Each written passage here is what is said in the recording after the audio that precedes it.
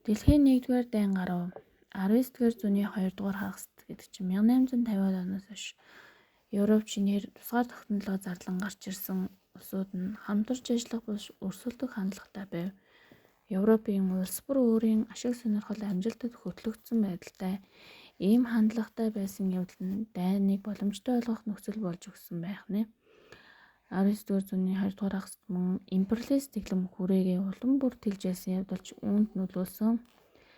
Гадаад улсууд дахь ялангуяа Африк дахь газрын төлөөх тэмцэл нь Европын улсуудын хоорондоо зөрчилдөх, өрсөлдөх суурь болсон.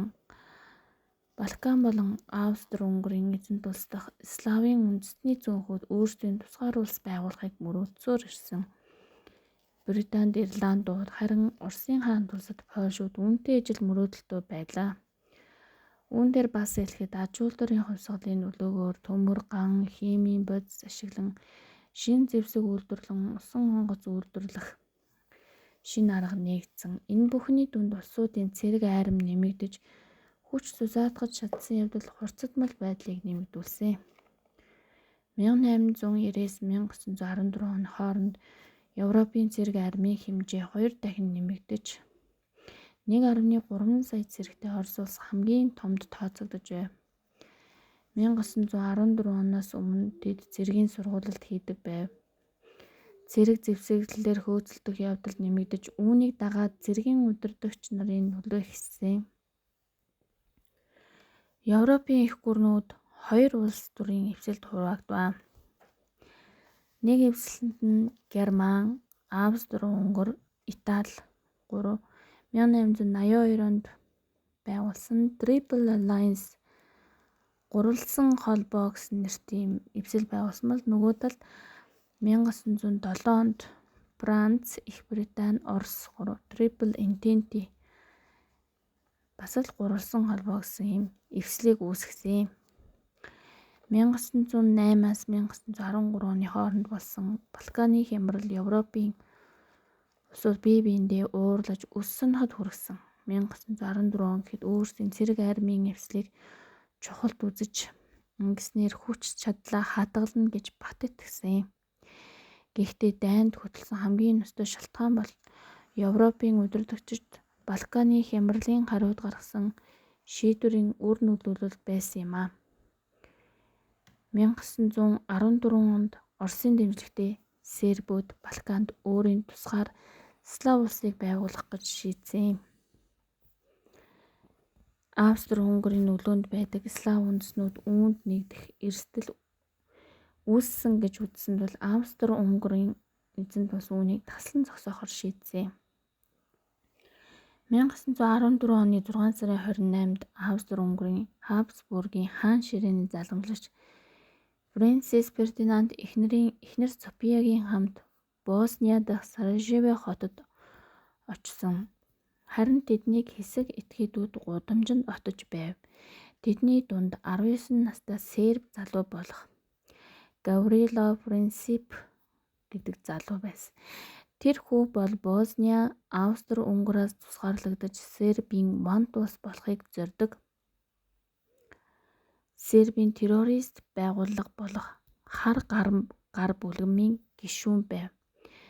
Тэр өдрийн өглөө тэдний нэг аллах үлдэх гэж байгаад бүтлгүүцсэн ч оройн Гаврило гүнг болон эхнэрийн хамт буудаж хороосон юм. Австри-Унгарын засгийн газар энэ аллагад Сербийн засгийн газар шууд оролцсон эсхийг мэдгүй байсан ч энэ хамаатай байсангүй. Тэд Серб рүү дайрахаар болсон ч Орос тэднийг хамгаалж магадгүй гэсэн айдас байв. Гэсэн ч үүнд тэдний арыг бас Оросоос хамгаалаарай гэж Германаас хүсв. Үүний хариуд Германы хаан 2 дугаар Вильям Орос Австри-Унгарын хооронд дайн гарвал бүрэн дэмжих болно гэж амлав. 7 сарын 28-нд Австри-Унгар Сербид дайн зарласан юм. Харин Орос улс Сербийн тусгаар тогтнох гэсэн хүслийг дэмжихээр шийдэв. Зөрчилдөөн дамжрав. Орос улс Сербийг дэмжин дайнд орох бэлтгэлээ базааж цэргийн хэсэгчилсэн дайчилгаа хийж эхэлсэн ч дайнд хангалттай хүрэхгүй гэж үзсэн учраас бүтэн дайчилгаа явуулж эхлэв. Үүнийг мэдсэн Германы засгийн газар цэрэг дайчилгаагаа 12 цагийн дотор зогсоохыг шаардав. Орос энэхүү шаардлагыг үл тоомсорлсон тул Герман 8 сарын 1-нд Оросд дайн зарлав. 8 сарын 3-нд Герман Францад дайн зарлав. Тэр үеийн Герман 2 дугаар Вильгельмгийнх эзэн хаантай улс байсан. Цэргийн генерал Шлеппен гэдэг хүн байсан ба түүний төлөвлөгөөгөр бол Герман 2 фронтод зэрэг байлдах төлөвлөгөөтэй байв. Герман цэргүүдээ Бельги улсын нутгаар дамжуулан гаргаж Франц руу дайрахыг хүссэн. Гэвч Бельги улс төвийг сахисан статустай улс байсан тул энэ боломжгүй гэж мэдэгджээ. Тэгэхэд Герман Бельгийн нутгийг тойрон давшиж Францын хойд хэсгээс нь орж Парис хүрээд тэнд нь цэргийн хүч шиг бүслэх төлөвлөгөөтэй боллоо. Үүнд Их Британи Германд уурлаж Бельгийн төвийг сахисан статусыг зөрчлөө гэх шалтгаанаар Германд дайн зарласан. Үнэндээ бол Орос Францтай цэргийн холбоотон болох Их Британи их гүрний нөлөөгөө хадгалахыг хүснэ нь тэр байсан юм. Гэвч энэ давталгаа нь төлөвлөснөөр болсонгүй. Харин Парис хүрхийн даваан дээр ойр зайд ширүүн тулдаан болж тэрэнд сүлдээ шуудууны дайн болон хувирав. Зүүн фронт дээр Орос улстай дайдаж байсан ба амин хүрэгдсэн цэргийн тоо аль аль талд ижил үлгэмж их байлаа. Дайны эхэнд Орос зүүн Герман руу дайрсан ба 8 сарын 30-нд болсон Таннбергийн тулдаан, 9 сарын 15-нд болсон Масурян нуурын тулдаан тус Орос ялагдсан. Гэтэл Австри-Унгар улс Галисиад болсон дайнд Оросд ялагдаад зогсохгүй бүр Сербиэс хөөгдөн гарсан үйл явдал болжээ. Бас болоогүй тэдний цэргийн холбоотон улс болох Итали цэргийн холбооноос урвж 1915 оны 5 сард Австри-Унгар руу дайрав. Итали улс энэхүү эвслээсээ урвсны дараагаар холбоотнуудтай нийлсэн. Германд ирэхэд Австри-Унгар туслахаар Галисиад ирж хамт байлдаж Оросыг ялаад алс хол өөрсдийнх нь нутаг хүртэлд төрсөн байдаг. Энэ үед Оросын алагдаж шархацсан цэргүүдийн тоо 2.5 саяд хүрч Орос улс дайнаас нэг мөсөн гарах дээрээ тулав. Оросыг ялсан ялалтдаа урам зориг орсон Герман Австри-Унгар 1915 оны 9 сар Булгарт нээж аваад Сербийг довтолж мөн ялалт байгуулад дайнаас нэг мөсөн гаргасан. Шуудуу ба агаарын дайн. Баруун фронт дээр 1914 онд ухаж эхэлсэн шуудуу 1916 он гэхэд хамгаалтын нарийн систем болж хуурсан. Герман, Франц аль аль нь хэдэн зуун миль шуудуутай болсон байв. Үүнийг 1.5 м өндөр төмөр утсаар хамгаална. Мөн их буу нуувчинд байрлуулсан АК буу зэргээр хамгаална. Хороо цэргүүд газар доорх нүхэнд амьдрах ба хоорондоо нэг хүний зайтай унтна. Байнга довтолж маневр хийх зэрэг бэлтгэгдсэн цэргийн удирдагч нар энэ шуудууны дайн болж хуурсан нь ихээхэн сорилттой байв. Тэр үед аль нэг байлдагч талд команд өгөхөд их буугаар буудаж нөгөө талын төмөр утсыг унгана.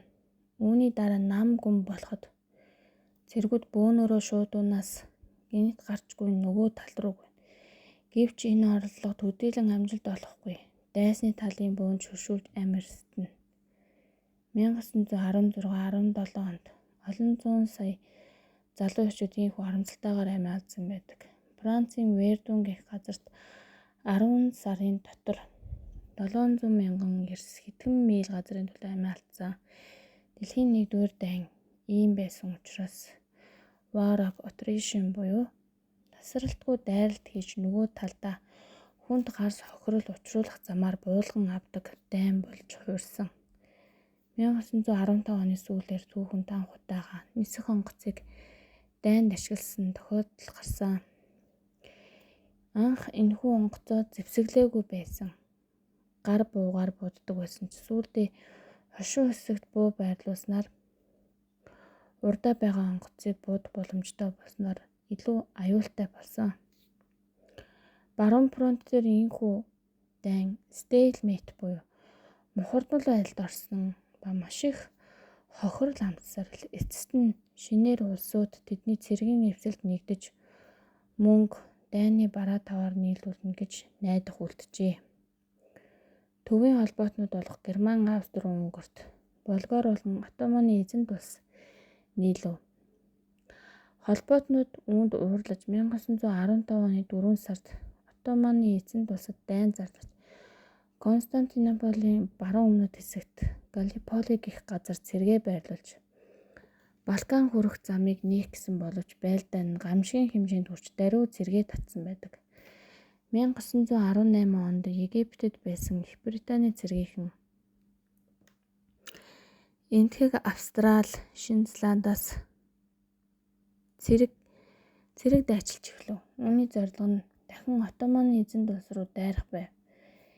Герман Европ дахь дайндаа гол анхаарлаа хандуулж авах хооронд Их Британи өөрийн тэнгисийн хүчээ ашиглан Герман руу далайгаар дайны бараа таваар орох замыг хав. Үүнийг мэдсэн Герман хариуд нь далай доогуур шумбагч онгоцны дайнг эхлүүлж Их Британийн хөлөг онгоцуудыг живүүлэх болов. Үүнийг Unrestricted Submarine Warfare буюу шумбагч онгоцны хязгаарлалтгүй дайн гэж нэрлэдэг. 1915 оны 5 сарын 7-нд Британий Луситаны хэмээх хөлөг онгоцыг Германд живүүлсэн. Гэтэл энэ онгоцонд Их Британий 1000 иргэн, Америкийн 100 иргэн зорчиж явсан байсан байна. Америкийн нэгдсэн улс тэр үед төвийг сахисан улс байсан агаад энэ явдалд уурлаж эсэргүүцэн Германыг шумбагч онгоцын дайнаа зогсоохоос өөр аргагүй хүргэв.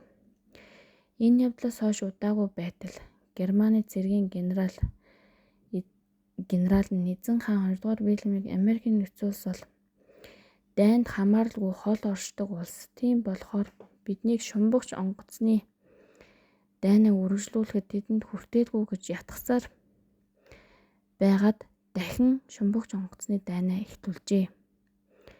Гэтэл энэ нь алдаа болсон бөгөөд энэ шалтгаанаар Америкийн нэгдсэн улс 1918 оны 4 сард дайнд орж холбоотнуудаа нийлсэн байдаг. Хэдийгээр хүн хүчээр Америкийн нэгдсэн улс нэг их туслаагүй ч сэтгэл зүйн бодно дайны бараа таваар мөнгөн тусламж үзүүлж дайныг эцэслэх гол нөлөө үзүүлсэн байдаг. Ихэнх хүмүүс дайныг удахгүй дуусна гэж итгэж байсан ч хугацаа даамжих тусам Европын ихэнх улсууд чөлөөт эдийн засгийг түр хойш тавьж дайны жилүүдэд төлөвлөгөөт эдийн засгаар явж байсан. Үүнд засгийн газар нь өөрөө барааны үнийг тогтоож цалин түрээсийн хэмжээг хянаж экспорт импорт эрэлт нийлүүлэлт тээвэр худалдаа хүнд аж үйлдвэрийг хүртэл хянаж зохицуулж байсан явдал нь цэргүүд бол ард иргэдийн амьдралын ялгаа багасч ижил хэмжээний орлого олж бүгд нийтээр эх орны ялалтын төлөө зүтгэж байжээ.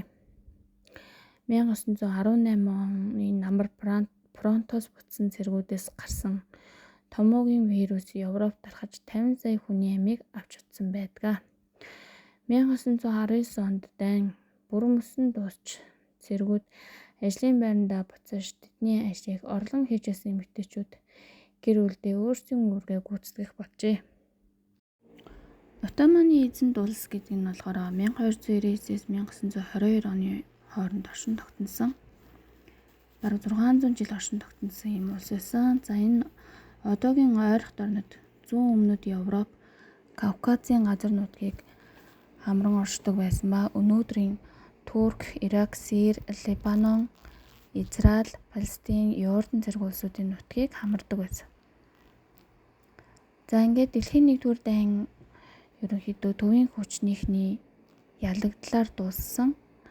За холбоотны улсууд ялсан байгаа. Холбоотны улсууд буюу